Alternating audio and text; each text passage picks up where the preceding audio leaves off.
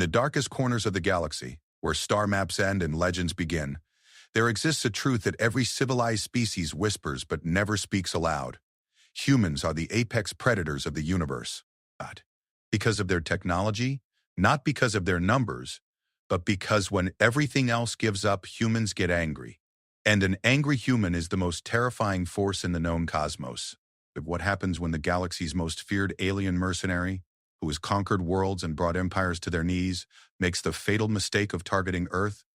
What happens when Zethkar the Destroyer, whose very name makes seasoned warriors tremble, discovers that humans don't just fight back, they hunt? This is the story of how the hunter became the hunted, and how one species' refusal to surrender turned the galaxy's most dangerous predator into prey. Because there's an old human saying that every alien should know, but few learn until it's too late. You can run, but you can't hide. The universe is about to learn why you should never, ever hunt humans. The cantina on Nexus Station buzzed with the nervous energy of 100 different species, each trying to drown their fears in synthetic alcohol and chemical stimulants. In the furthest corner, where the lighting was deliberately kept dim, sat a figure that commanded respect through sheer presence alone. Zethkar the Destroyer needed no introduction in this part of the galaxy. His reputation preceded him like a storm front, and tonight 3 separate delegations had come seeking his services. The first delegation represented the Altarian Trade Federation, their blue-skinned ambassador nervously adjusting his ceremonial robes as he approached the mercenaries' table. Behind him stood 2 bodyguards, though everyone knew they were more for show than protection. Nothing could protect anyone if Zethkar decided violence was necessary. "Great Destroyer," the ambassador began, his voice barely steady. "We have a proposition that could make you the wealthiest being in the Outer Rim territories." Zethkar didn't look up from his drink immediately. When he did, his 6 eyes focused on the delegation with the intensity of targeting systems locking onto prey. There gleamed dully in the low light, and the scars that crisscrossed his armored hide told stories of battles that had ended civilizations. Standing nearly 3 meters tall even while seated, he was a living weapon forged by evolution and honed by centuries of warfare. "Speak quickly," Zethkar's voice rumbled like distant thunder. Each word was carefully measured, carrying the weight of absolute authority. "Be back. My time has value." The ambassador swallowed hard and activated a holographic projector. A 3-dimensional map of a solar system appeared above the table, with one particular planet highlighted in pulsing red. "The humans have established a colony on Kepler 442b. It's a resource-rich world with deposits of trilithium crystals worth more than the gross domestic product of entire sectors. The humans are primitive. Recent arrivals to the galactic stage. They shouldn't pose any real challenge to someone of your caliber." Zethkar's mandibles clicked together in what those familiar with his species recognized as amusement. He had heard whispers about these humans, scattered conversations in spaceports and military briefings. They were newcomers, having achieved faster-than-light travel only a few decades ago. Most species barely knew they existed. "What makes this colony special?" Zethkar inquired, his clawed fingers drumming against the metal table with rhythmic precision. "Trilithium can be found in countless systems.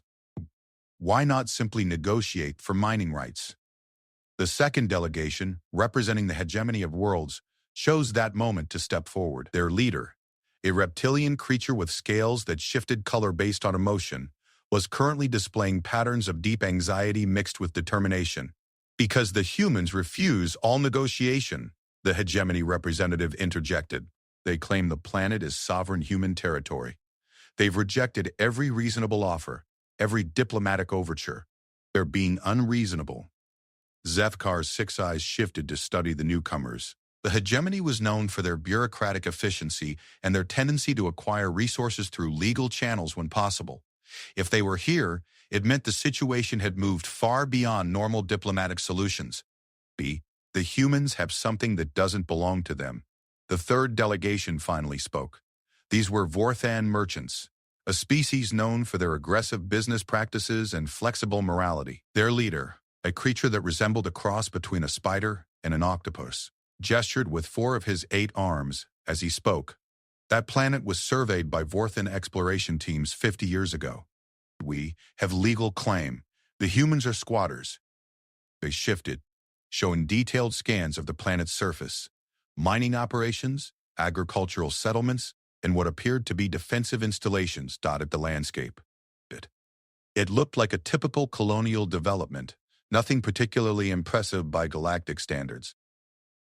They've been there for 18 months, the Altarian ambassador continued. Population estimates suggest roughly 200,000 humans on world, with another 50,000 in orbital habitats. They have basic defensive systems, but nothing that should concern someone with your reputation. P. Zethkar leaned back in his chair, the metal creaking under his massive weight. He had built his reputation on taking impossible contracts and completing them with brutal efficiency. Entire star systems had learned to fear his name. Military academies across the galaxy used his campaigns as case studies in strategic warfare. He had never failed to complete a contract, and he had never encountered an enemy that couldn't be broken through the application of sufficient force. "What exactly are you asking me to do?" he asked, though he suspected he already knew the answer. Remove the human presence from Kepler 442b, the hegemony representative said bluntly. "Complete eradication is preferable, but will accept forced relocation if you can guarantee they won't return." The Vorthan merchant clicked his mandibles in agreement. "The method is less important than the result. We simply need the planet cleared for proper development." Zethkar considered the proposal. Humans were unknown to him personally, but he had access to the same intelligence networks that served the galactic community. From what he understood, they were a young species, technologically inferior to most spacefaring races, and had no significant military allies. Their ships were primitive, their weapons crude, and their tactics supposedly relied more on desperation than skill. "My fee for planetary pacification is typically 50 million credits, plus a percentage of extracted resources," Zethkar stated. "For an unknown species, I'm willing to reduce that to 30 million, plus salvage rights to any human technology that proves interesting." Even the reduced fee was substantial, but the potential profit from Kepler 442b would more than justify the expense. They had pooled their resources specifically for this contract, understanding that standard military forces would face too many legal complications. Hiring Zethkar would give them plausible deniability while ensuring swift resolution. "Acceptable," the Altarian ambassador said after a brief consultation with his companions. "When can you begin?" Zethkar's mandibles clicked again, this time in what could only be described as anticipation. "I depart within the week. Have the initial payment transferred to my accounts within 48 hours. Consider the humans already gone." Each group satisfied that their investment would yield appropriate returns. Zethkar remained at his table. He activated his personal communication device and began accessing databases, gathering intelligence on this human species that had so many established powers concerned. The initial reports were underwhelming. Humans had evolved on a planet they called Earth, located in what they termed the Sol system. They were carbon-based, relatively fragile by galactic standards, and had only recently developed interstellar capabilities. Their military technology lagged behind galactic norms by several centuries, and their largest ships were barely the size of standard patrol vessels used by most species. What caught Zethkar's attention, however, were the behavioral assessments compiled by various intelligence agencies. Humans were described as persistent, adaptable, and unpredictable. Several reports mentioned something called pack bonding, a social trait that apparently made humans irrationally protective of their group members. Another report noted their tendency toward what was termed escalation spirals, where perceived threats resulted in disproportionate responses. The most intriguing notation came from a Galactic Council cultural attaché who had spent several months on Earth during first contact proceedings. The report was brief but oddly specific. Humans possess an unusual relationship with warfare. Unlike most species, they do not view combat as a necessary evil or a last resort. They appear to have developed warfare into a form of cultural expression.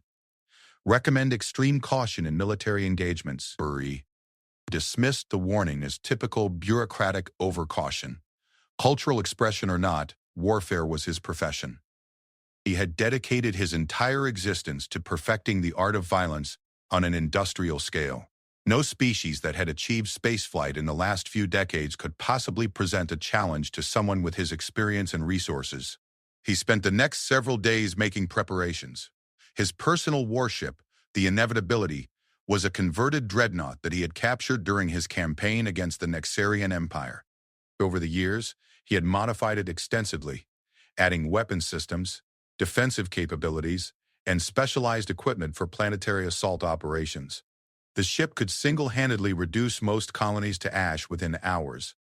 His crew consisted of hand-picked specialists from a dozen different species, each chosen for their particular skills and their ability to follow orders without question. They had served with him through campaigns that had reshaped the political landscape of entire sectors. They were professionals who understood that victory was the only acceptable outcome. As the Inevitability prepared to depart Nexus Station, Zethkar reviewed the tactical situation one final time. Kepler 442b was located in a relatively isolated system, with no major shipping lanes or military installations nearby. The humans would have no reasonable expectation of outside assistance. Their defensive capabilities appeared minimal, consisting primarily of orbital platforms and surface-based energy weapons that wouldn't significantly threaten a vessel of his ship's capabilities. Drop out of hyperspace beyond the system's detection grid. Conduct reconnaissance to identify key targets, then systematically eliminate the human presence. If they surrendered quickly, he might allow some to escape as refugees. If they chose to resist, he would demonstrate why such choices were typically fatal. Zethkar had conducted similar operations against dozens of species over the centuries. The pattern was always the same: initial shock, desperate resistance, gradual realization that victory was impossible, and finally, surrender or extinction. Humans would follow the same pattern. They had to. The alternative would require them to possess capabilities that their technology level couldn't possibly support. As the Inevitability entered hyperspace, beginning its journey toward the Kepler Pacification, Zethkar felt the familiar satisfaction that came with accepting a profitable contract. The humans would learn what countless other species had discovered: that some forces in the galaxy were simply too powerful to resist. His reputation would grow even stronger, and his legend would gain another chapter. What Zethkar couldn't know from his intelligence reports and cultural assessments, was that humans had spent their entire evolutionary history as both predator and prey. They had survived ice ages, volcanic winters, and countless natural disasters that would have extinguished most species. They had developed something that most galactic civilizations had forgotten: the ability to fight without hope, to continue struggling even when victory seemed impossible. Burden. More importantly, they had developed something that Zethkar had never encountered in all his centuries of warfare: the concept that some things were worth dying for, and that death in defense of those things was not defeat, but honor. The Inevitability streaked through hyperspace toward what Zethkar assumed would be just another routine extermination contract. Behind them, on Nexus Station, the three delegations celebrated their successful negotiation, confident that their problem would soon be solved. None of them had bothered to research what humans called their species in their own language. None of them understood the significance of a name that translated roughly to the Wise Ones or the Thinking Ones, and none of them had any idea that they had just made the costliest mistake in the history of their respective civilizations. The hunt was about to begin. But the question of who was hunting whom remained to be answered. The bridge of the Inevitability hummed with quiet efficiency as the massive warship dropped out of hyperspace at the edge of the Kepler-Li Olafor 2 system. Zethkar stood before the main tactical display, his 6 eyes analyzing the sensor readings that painted a picture of human civilization in this remote corner of the galaxy. The system was more developed than his intelligence reports had suggested. 3 major orbital habitats circled the primary planet, each showing signs of industrial activity and population centers. The network of communication satellites and early warning sensors created a detection grid that was primitive by galactic standards, but surprisingly comprehensive for such a young species. "Initial scans complete, Destroyer," reported Vexstar, his Nexarian tactical officer. The blue-skinned humanoid's 4 arms danced across control interfaces as streams of data flowed across multiple displays. Human population estimates were conservative, protecting approximately 400,000 individuals across planetary and orbital installations. Zethkar's mandibles clicked in mild surprise. Either human reproductive rates were extraordinary, where they had been bringing in colonists faster than intelligence services had realized. More concerning was the industrial infrastructure that sensors were revealing. "Show me their defensive capabilities," he commanded, invited to highlight military installations scattered across the planet's surface and in orbital space. The humans had constructed what appeared to be an integrated defense network, with surface-based energy cannons, missile batteries, and fighter launch facilities. Orbital platforms bristled with weapons that, while technologically inferior to galactic standards, were far more numerous than expected. Their individual weapon systems are approximately 70 years behind current galactic military technology, Vexstar reported. However, they've compensated through quantity and strategic placement. We're detecting overlapping fields of fire covering all major approach vectors. The ship's intelligence officer, a sectoid Zephyrian named Clicthara, chittered nervously as additional data streams processed through her analysis systems. "Destroyer, I'm detecting unusual patterns in their communication networks. The humans appear to be using quantum-encrypted channels that our standard interception systems cannot penetrate." Zethkar turned one pair of eyes toward his intelligence specialist, while keeping the other four focused on the tactical display. Quantum encryption was advanced technology typically seen only in military applications by species that had been spacefaring for centuries. "Explain," he ordered. Either they developed this technology independently, which would be unlikely, or they've acquired it through trade with more advanced species, Clicthara responded. "But our intelligence networks have no record of humans establishing technological exchange agreements with any major galactic powers." The revelation was troubling but not insurmountable. Zethkar had encountered numerous species that had acquired advanced technology through various means. Superior firepower typically negated technological advantages, especially when applied with sufficient, overwhelming force. "In passive reconnaissance," he ordered. "I want detailed scans of their command structure, population centers, and military installations. This will observe for 48 hours before beginning active operations." The inevitability settled into a distant orbit beyond the human detection grid, its advanced stealth systems making it virtually invisible to the colony's sensors. For the next 2 days, Zethkar and his crew compiled comprehensive intelligence on their target. What they discovered gradually eroded his confidence in a quick, clean operation. Palestine on. That Kepler-42b was just a color determination in terms. 442b. Appear. They had created something that resembled a fortress world, with every settlement designed to serve dual purposes as civilian centers and defensive positions. Agricultural areas incorporated camouflaged weapon emplacements. Industrial facilities were built with reinforced structures that could serve as military strongholds. Even residential areas showed signs of defensive planning, with underground tunnel networks connecting different districts. More concerning was the human response to routine threats. During the observation period, they witnessed the colony's reaction to what appeared to be a routine asteroid that had wandered too close to their orbital space.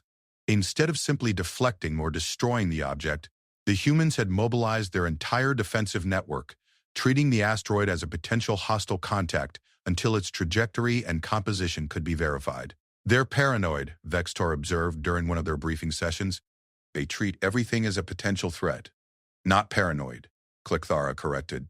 "Vigilant. There's a difference. Paranoid species see threats that don't exist. These humans are preparing for threats they know are coming."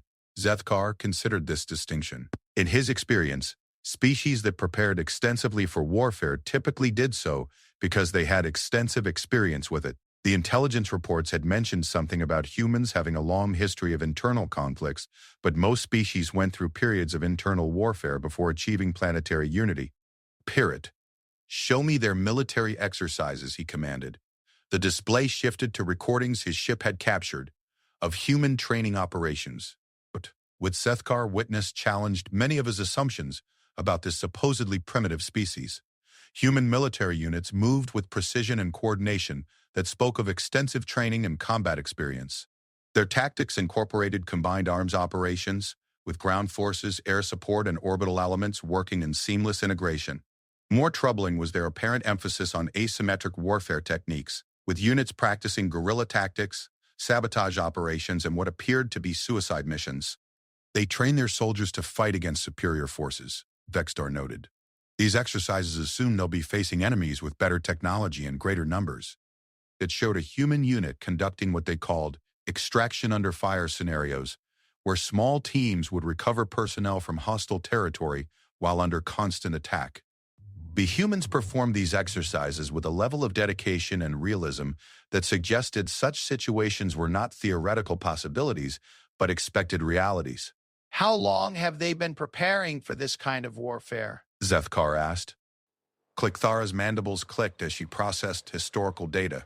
According to our cultural databases, humans have been conducting organized warfare for approximately 6,000 years. However, the intensity and technological sophistication of their conflicts has accelerated dramatically in the past few centuries. The implications were significant. Most spacefaring species had achieved planetary unity before developing interstellar capabilities, which typically meant they had limited recent experience with large-scale warfare. Humans appear to have mastered spaceflight while still actively engaged in military conflicts, giving them practical experience that most galactic civilizations lacked. Their casualty tolerance is also unusual, Clicktara continued. Historical records suggest humans will continue fighting even when facing losses that would cause most species to surrender. They have documented cases of military units fighting to complete annihilation rather than accepting defeat.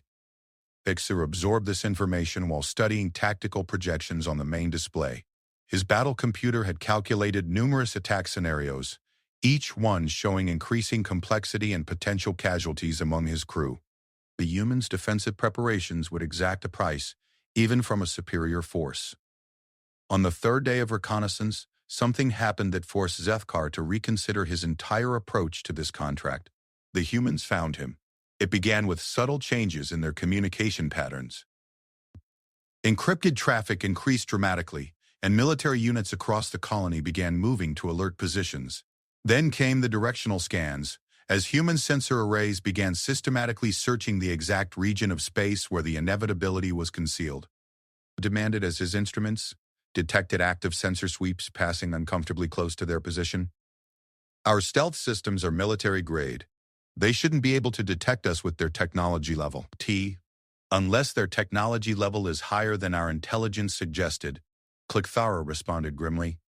The situation deteriorated rapidly when human fighter patrols began expanding their operational areas, flying search patterns that would inevitably bring them close enough to detect the inevitability, regardless of stealth countermeasures. Sir, Bextar reported, I'm detecting weapons lock from multiple human installations. They know we're here. Before Zethkar could respond, his communication systems activated automatically as an incoming transmission override his ship's normal protocols. The main display shifted to show a human face, and for the first time in his long career, Zethkar found himself looking directly at one of his intended targets. The human was unremarkable by most galactic standards. Average height, bilateral symmetry, obvious mammalian characteristics. What struck Zethkar immediately was the human's eyes. They showed no fear, no uncertainty, no desperation. Instead, they displayed something that Zethkar recognized from looking in mirrors. The gaze of a predator. Unknown vessel. The human spoke in standard galactic trade language, though with an accent Zethkar couldn't place. This is Commander Sarah Chen of the Kepler Colony Defense Force. You are in violation of human sovereign space. Identify yourself and state your intentions. The casual competence in the human's voice was unsettling. She spoke as if discovering heavily armed stealth vessels in her territory was a routine occurrence, something to be handled through standard procedures rather than panicked emergency protocols. Your stealth technology is impressive, Commander Chen continued when Zethkar didn't immediately respond. We probably wouldn't have found you if we weren't specifically looking for something like you. But we've been expecting this visit for some time. Expecting? Zethkar's mind raced through possibilities. Had his clients betrayed his involvement? Had human intelligence networks penetrated galactic communication systems? Or was this simply the paranoid vigilance that his crew had observed? I am Zethkar the Destroyer, he finally responded, his voice carrying its usual tone of absolute authority. You will evacuate this world within 72 hours. This is your only warning. Commander Chen's expression didn't change. She listened to his demand with the same calm attention she might give to a weather report, then tilted her head slightly in what Zethkar would later learn was a distinctly human gesture indicating thoughtful consideration. "I'm afraid that's not going to happen," she replied. "This is our home now. We're not leaving." The simple, matter-of-fact way she delivered this refusal sent an unexpected chill through Zethkar's exoskeleton. He had delivered surrender ultimatums to hundreds of species over the centuries. The responses typically fell into predictable categories: immediate submission, desperate negotiation attempts, or angry defiance masking obvious terror. Commander Chen's response fit none of these patterns. Dash it. She wasn't submitting, negotiating, or posturing. She was simply stating a fact, as if the outcome of any conflict was already predetermined and not in Zethkar's favor. "You cannot resist," Zethkar informed her. "Your technology is inferior. Rotation principle. Your numbers are insufficient. Your position is indefensible. Surrender now, and some of you may survive to relocate." "You're probably right about the technology and numbers," Commander Chen acknowledged. "But you're wrong about our position being indefensible, and you're definitely wrong about us surrendering." She paused, and when she spoke again, her voice carried an edge that Zethkar had never heard in surrender negotiations. "You see, we've been studying you, Zethkar the Destroyer. We know about your campaigns against the Nexarian Empire, your extermination of the Vorthan mining colonies, your systematic destruction of the Alterian trade networks. Very impressive resume." The fact that humans had detailed intelligence on his operations was disturbing enough. More troubling was the tone in Commander Chen's voice, as if she was discussing his achievements not with fear, but with professional interest. "Here's what's going to happen," she continued. "You're going to attack us, because that's what you do. You're going to discover that we're harder to kill than you expected, because that's what we do. And then you're going to learn something that every species in this galaxy learns eventually. Humans don't give up." The transmission ended abruptly, leaving Zethkar staring at a blank display while his bridge crew waited for orders. "Sir?" Vextar ventured. "Your instructions?" Zethkar remained silent for several long moments, processing what had just occurred. The human commander had not behaved according to any psychological profile in his databases. She had shown no fear, offered no bribes, made no pleas for mercy. Instead, she had essentially issued a counter-threat, as if she possessed capabilities that made his reputation irrelevant. "Bring us to battle stations," he finally ordered. "All crew to combat positions. We begin the assault in 6 hours." As his crew moved to implement his commands, Zethkar found himself experiencing an emotion he had almost forgotten: uncertainty. Not fear exactly, but a growing sense that this contract might not proceed according to his usual patterns. He pushed the feeling aside and focused on tactical preparations. Humans might be more advanced than initial reports suggested, and they certainly seem more determined than most species, but determination and courage were ultimately meaningless against overwhelming firepower properly applied. The inevitability began moving toward attack positions while its weapon systems powered up for planetary bombardment. Whatever surprises the humans had prepared, Zethkar was confident that raw destructive capability would ultimately prevail. What he couldn't know, what no amount of reconnaissance could have revealed, was that humanity's greatest strength wasn't their technology or their tactics or their determination, it was their memory. Every human on Kepler 442b knew the stories of their species' past. They knew about the last stands at Thermopylae and the Alamo. They knew about Warsaw and Stalingrad and Iwo Jima. They knew about people who had faced impossible odds and chose to fight anyway, not because they expected to win, but because some things were worth fighting for, regardless of the outcome. And they had spent the past 18 months turning their new world into something that would make those ancient heroes proud. The real war was about to begin. The first phase of Zethkar's assault began at dawn on the 4th day, with a coordinated bombardment designed to cripple the human colony's defensive capabilities in a single devastating strike. 12 capital-class plasma cannons fired simultaneously at orbital installations, while guided missiles targeted surface-based weapon systems. The attack represented enough concentrated firepower to level most planetary capitals. It was shattered by the intensity of Sycorax. Instead of the anticipated secondary explosions that would indicate successful hits on military targets, his sensors detected something unprecedented: The humans had somehow anticipated his targeting priorities. Every installation that appeared to be a legitimate military target turned out to be either heavily shielded or an elaborate decoy designed to waste his ammunition. Damage assessment, Zethkar commanded as the first wave of his attack dissipated against surprisingly resilient defenses. Minimal enemy casualties, Vextar reported, his forearms dancing across multiple control interfaces as he processed sensor data. Sir, they've camouflaged their real defensive positions. What we identified as primary targets during reconnaissance were sophisticated fakes. The implications were staggering. Creating believable military decoys required detailed knowledge of enemy reconnaissance capabilities and targeting algorithms. The humans had somehow predicted not just that an attack would come, but specifically how that attack would be conducted. Sir, Klickdar's voice carried an edge of alarm. I'm detecting massive electromagnetic interference across all communication frequencies. The humans are jamming our systems. Before Zethkar could respond to this development, alarms began sounding throughout the inevitability as proximity sensors detected incoming objects. On the main tactical display, a swarm of small craft appeared as if materializing from empty space, approaching his ship from multiple vectors simultaneously. Human fighters? Vextar queried, but even as he spoke, sensor analysis revealed something far more concerning. Negative, Klickthara reported. These appear to be unmanned vessels, possibly guided missiles, but they're too large and their approach patterns are too sophisticated for standard ordnance.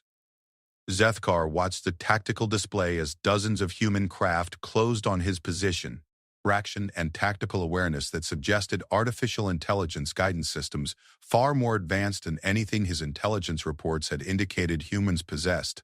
Defensive fire, he ordered. Destroy them before they reach effective range. The defense systems engaged, filling the space around the massive warship with energy bursts designed to intercept incoming threats. For a moment it appeared the countermeasures would be successful as several human craft exploded under defensive fire. Then the remaining attackers began evasive maneuvers. Zethkar had seen sophisticated AI guidance systems before, but what he witnessed defied his understanding of technological progression. The human craft didn't simply dodge his defensive fire, they anticipated it, moving to positions that would force his weapon systems to target each other if they continued tracking. Sir, Vextar's voice rose in alarm. Those aren't missiles. They're suicide craft with living pilots. The revelation struck Zethkar like a physical blow. Automated guidance systems could be sophisticated, but what he was witnessing required split-second decision-making and tactical intuition that only conscious beings could provide. The humans had loaded dozens of small craft with pilots willing to die to damage his ship. Impossible, he muttered. No rational species commits forces to certain death for minimal tactical advantage. The first human suicide craft reached the inevitability's hull just as Zethkar finished speaking. The explosion was relatively small, barely registering on his ship's damage control systems. The second impact was similarly inconsequential, but as more craft reached his vessel, Zethkar began to understand the human's strategy. They weren't trying to destroy his ship with individual attacks. They were systematically targeting specific systems, using their detailed knowledge of his vessel's design to cripple critical capabilities. They have our technical specifications, Vextar reported as another section of the ship's sensor array went offline. Sir, they know exactly where to hit us for maximum effect. Security. The implications were terrifying. Zethkar's ship was unique, heavily modified over centuries of warfare. The only way humans could possess detailed schematics would be if they had somehow accessed his personal files or conducted impossibly detailed reconnaissance. Emergency jump to hyperspace, Zethkar ordered. We withdraw to reassess. Sir, hyperspace generators are offline, came the response from his engineering section. The humans targeted our jump drive specifically. For the first time in his long career, Zethkar found himself trapped in a combat situation where retreat was not immediately available. This chip's most critical vulnerabilities and exploited them with surgical precision. All weapons, fire at will, he commanded. Target any human vessel within range. The inevitability unleashed its full arsenal against the remaining suicide craft and any other human forces within range. Energy beams lanced across space, obliterating several targets and forcing others to break off their attacks. For a moment, it appeared that superior firepower would carry the day. Then Commander Chen's voice echoed across his bridge through communication systems that should have been completely secure. Phase 1 complete, she announced calmly. All units initiate Phase 2. What followed challenged every assumption Zethkar had ever held about human capabilities. From the planet's surface, weapons systems that had remained completely hidden during his reconnaissance phase came online. Energy cannons powerful enough to threaten capital ships began targeting the inevitability with devastating accuracy. More concerning were the guided projectiles that began launching from concealed positions across the colony. These weren't conventional missiles. The sensor analysis revealed that the humans had somehow weaponized their industrial infrastructure, turning mining charges, construction equipment, and even waste disposal systems into improvised ordnance. Sir, Clickthar reported, they're using their civilian infrastructure as a weapons platform. Every piece of equipment on that planet has apparently been modified for combat applications.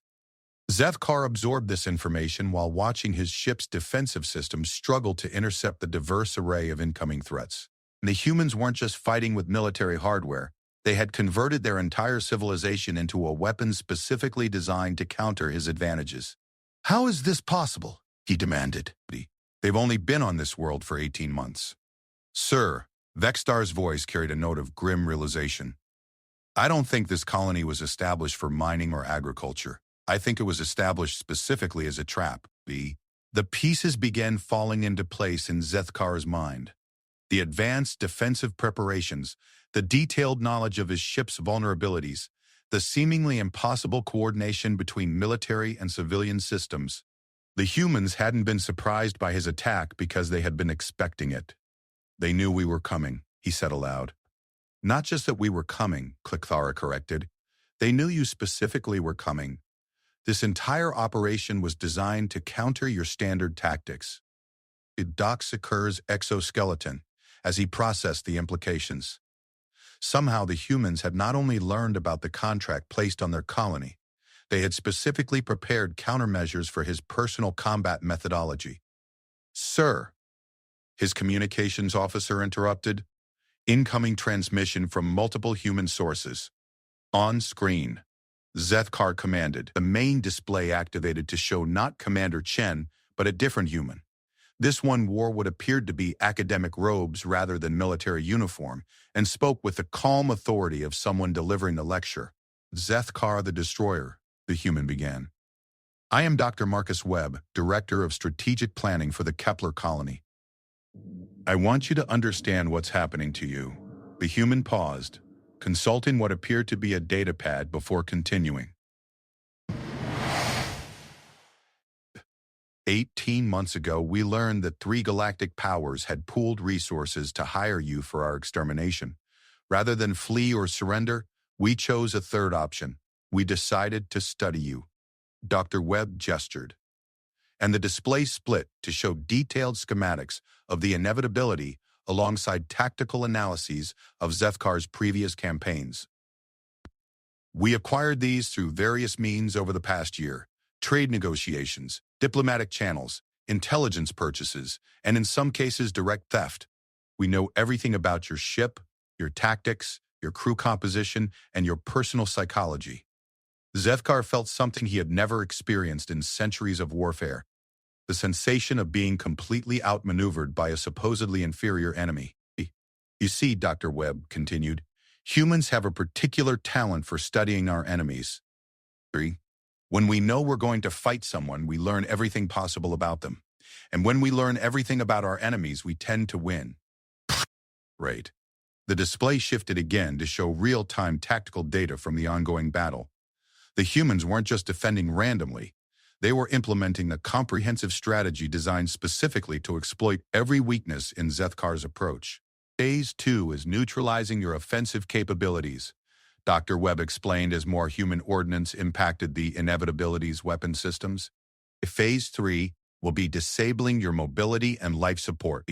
Phase 4 will be boarding operations. Boarding operations? Zethkar's mandibles clicked in disbelief. The humans intended to capture his ship? You cannot board this vessel, Zethkar transmitted back. My crew consists of experienced warriors from a dozen species. Your primitive weapons cannot penetrate our hull, and your soldiers cannot match our combat capabilities. Dr. Webb smiled, and in that expression, Zethkar saw something that made his blood run cold. Absolute confidence based on complete preparation. Zethkar, the human said gently, we've been studying your crew roster for 8 months. We know every species, every individual, every personal history and psychological profile. We know their strengths, their weaknesses, and most importantly, we know their fears. The transmission ended just as proximity alarms indicated new contacts approaching the inevitability. These weren't suicide craft or missiles, but larger vessels that Zethkar's sensors had difficulty categorizing. Boarding craft, Vextar announced grimly. They're using some kind of stealth technology to mask their approach signatures.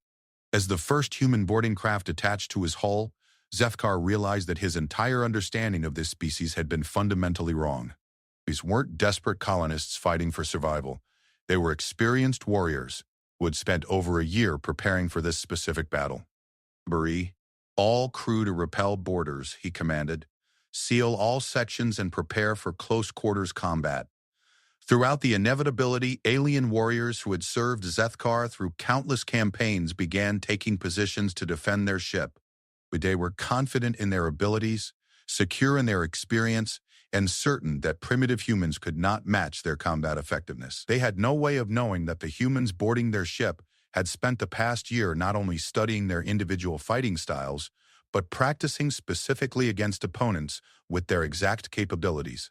As the first human breaching charges detonated against the inevitability's hull, Zethkar found himself facing something he had never encountered in his long career, an enemy that had studied him more thoroughly than he had studied them.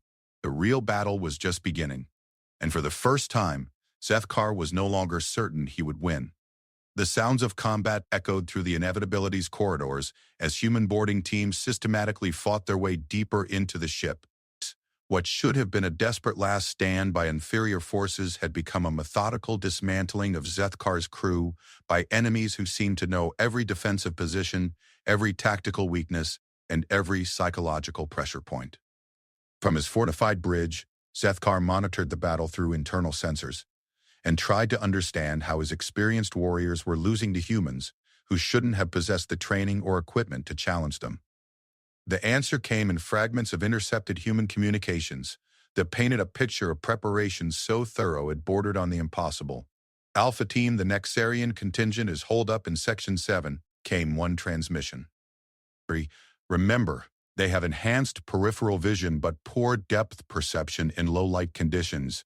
Use the strobing technique we practiced. The Beta Team here, responded another voice.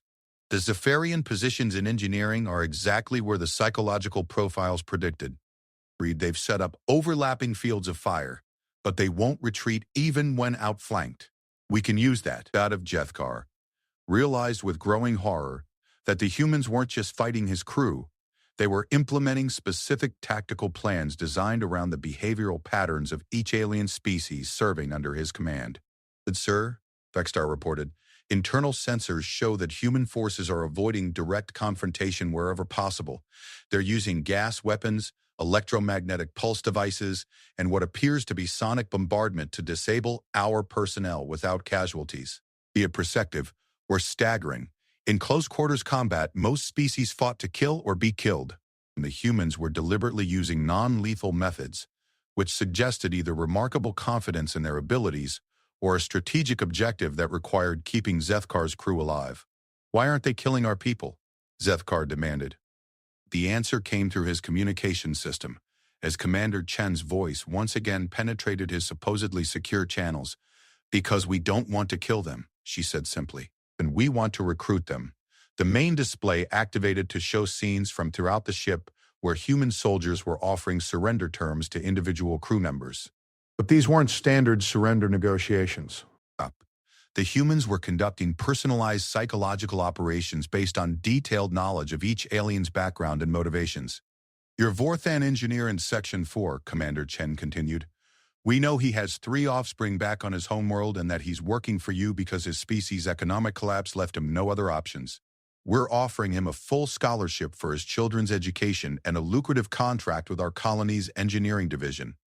Zethkar watched in disbelief as his Vorthan engineer, a veteran who had served with him for 15 years, actually engaged in negotiations with the human boarding team. The Nixarian weapons specialist in Section 9 has been sending half his payback to support displaced refugees from your campaign against their empire, Commander Chen noted.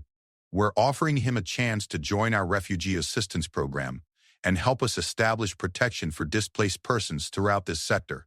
One by one, Zethkar watched his crew begin to defect, not out of fear or coercion, but because the humans were offering them things they genuinely wanted, things that Zethkar had never thought to ask them about. "How do you know these things?" he transmitted, his voice carrying an edge of desperation. Because we asked," Commander Chen replied. "When we learned we were going to face you, we researched everyone who worked for you.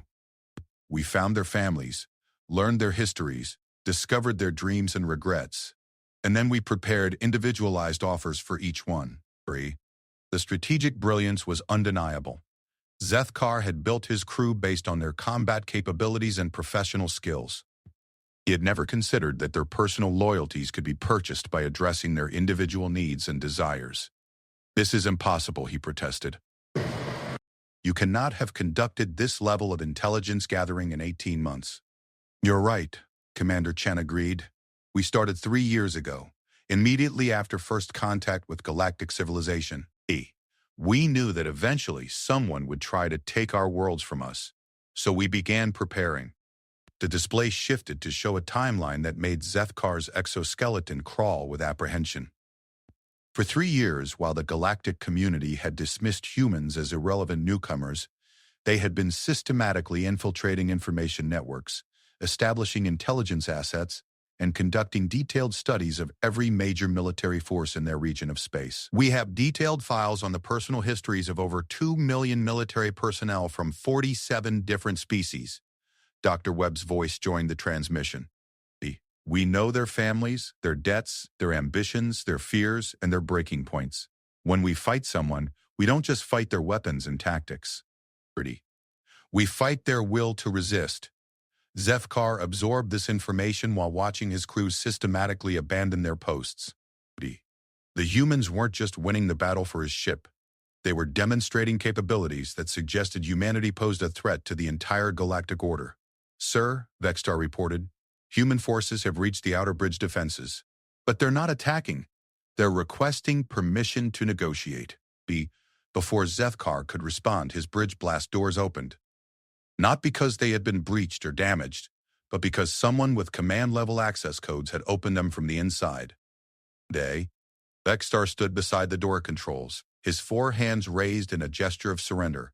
"I'm sorry, sir," the Nixarian said, "but they offered to help rebuild my homeworld. They have detailed reconstruction plans, resource allocation schedules, and refugee resettlement programs.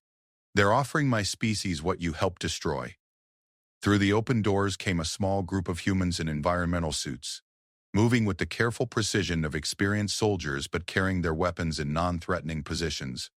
At their head was Commander Chen, her face visible through her helmet's transparent faceplate. "Zethkar the Destroyer," she said formally. "I request permission to come aboard your bridge." The absurdity of the situation struck Zethkar forcefully. His ship had been captured, his crew had been turned, and his entire operation had been dismantled by enemies who were now asking permission to enter his command center, encrypted. "You already are aboard my bridge," he replied. Commander Chen nodded acknowledgement. "True, but we're here to offer you terms, not to dictate them." She gestured to one of her companions, who activated a portable holographic projector. Display showed detailed intelligence files on Zethkar himself, including personal information that should have been impossible to obtain.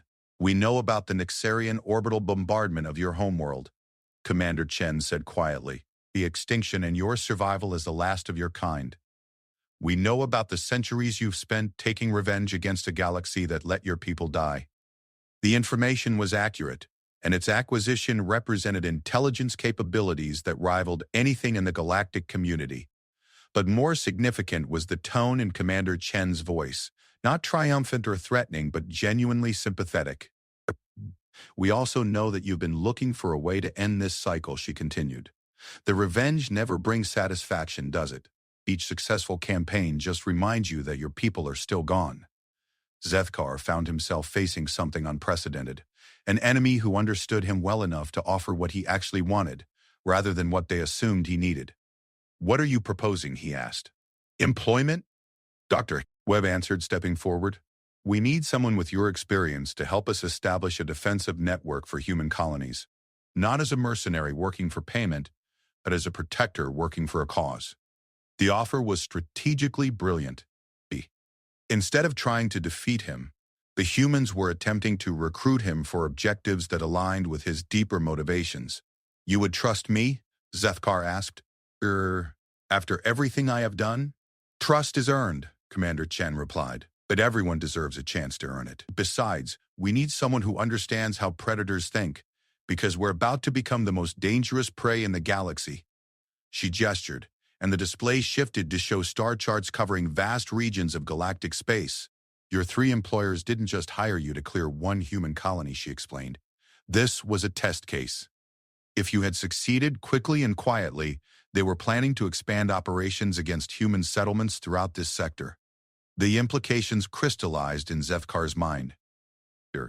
His failure here wouldn't just affect one contract, it would fundamentally alter the balance of power in this region of space. But your failure sends a different message, Dr. Green, Webb continued. It tells every potential aggressor that humans are not easy prey. More importantly, it demonstrates capabilities that will make other species reconsider their expansion plans. Zethkar studied the humans surrounding him and tried to process the magnitude of what they had accomplished.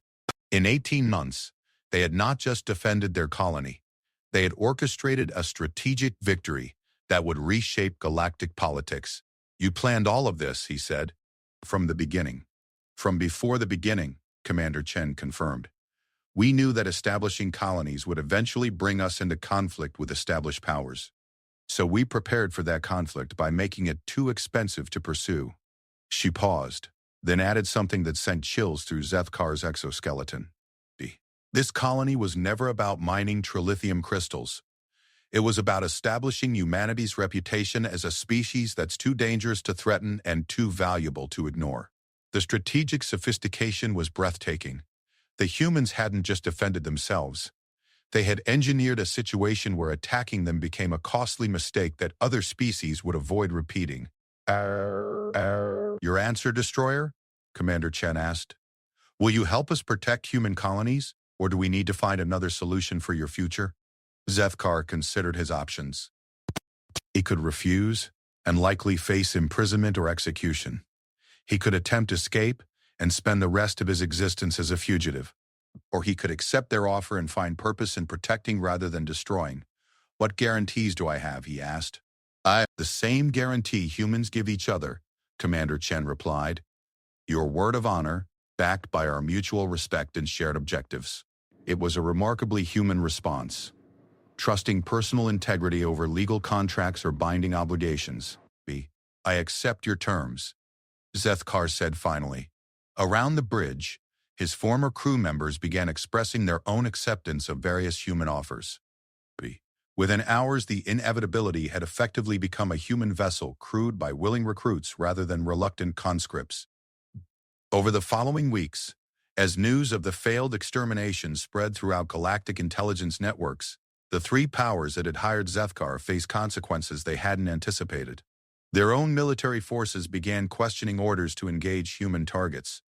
Trade negotiations with human representatives suddenly involved much more respectful terms, and expansion plans for human claim systems were quietly shelved pending further study.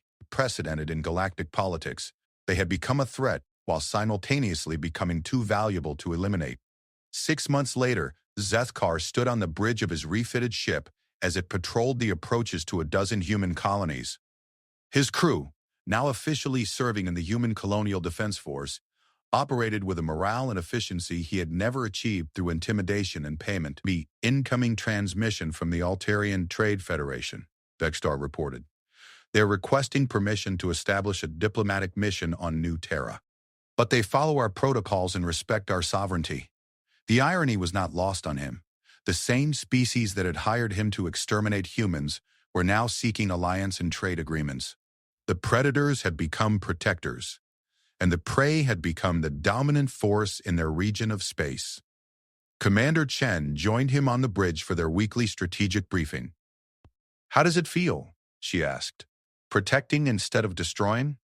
Zethkar considered the question while studying the peaceful star systems under his protection. "Different," he admitted, "but satisfying in ways that destruction never was." "Good," she replied, "because we're going to need that experience." Intelligence suggests that larger powers are beginning to take notice of human expansion. "We may face threats that make your previous employers look like minor inconveniences." Zethkar's mandibles clicked in what had become his version of a human smile. "Let them come," he said. "They will discover what I learned. Humans are the most dangerous species in the galaxy, not because of their weapons or their technology, but because they never give up. And now they have allies who share that philosophy." As his ship continued its patrol, Zethkar reflected on the lesson humanity had taught him. The most effective predators weren't those who hunted the weak, but those who could turn other predators into protectors. The galaxy was about to learn why you should never ever hunt humans. Because humans didn't just fight back. They made you glad they won.